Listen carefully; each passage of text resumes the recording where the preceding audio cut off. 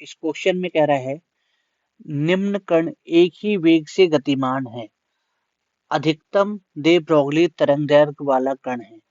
देखो lambda equal to क्या होता है, h upon mv, lambda equal to h upon mv।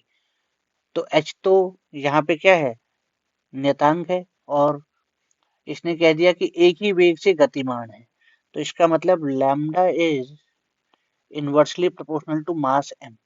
ठीक, तो अधिकतम डी ब्रोगली वेवलेंथ उसकी होगी जिसकी मास सबसे कम होगी, जिसकी द्रव्यमान सबसे कम होगी।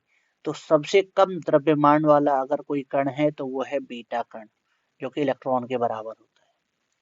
ठीक ना, क्लियर। बीटा कण का द्रव्यमान बहुत कम होता है ना। देखो प्रोटॉन का द्रव्यमान और न्यूट्रॉन का द्रव्यमान लगभग बराबर होता है, 1.67 गुणे 10 की पावर माइनस 27। और अल्फा कण का द्रव्यमान 4 गुना होता है मास ऑफ प्रोटॉन या न्यूट्रॉन के। ठीक है, न्यूट्रॉन मतलब प्रोटॉन ही ले लो चलो, क्योंकि न्यूट्रॉन का मास थोड़ा सा ज्यादा होता है प्रोटॉन से। मतलब ऐसा होता है कि प्रोटॉन का मास होता है 1.6725 इंटू 10 की पावर माइनस 27, और न्यूट्रॉन का मास होता है 1.6749 इंटू 10 की पावर माइनस 27। तो थोड़ा सा फर्क होता है, न्यूट्रॉन का थोड़ा ज्यादा होता है। ठीक है, तो 4 की मल्टीप्लाई करने पे थोड़ा इधर उधर आ जाए।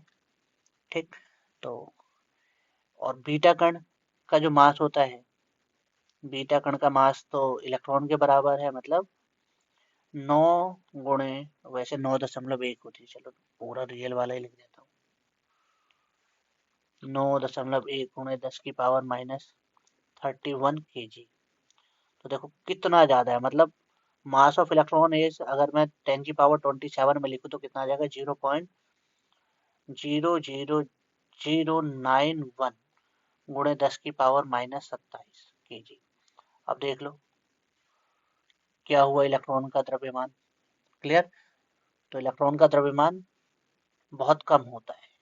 ठीक, इसीलिए उसे नगण्य भी मान लेते हैं हम लोग। क्लियर,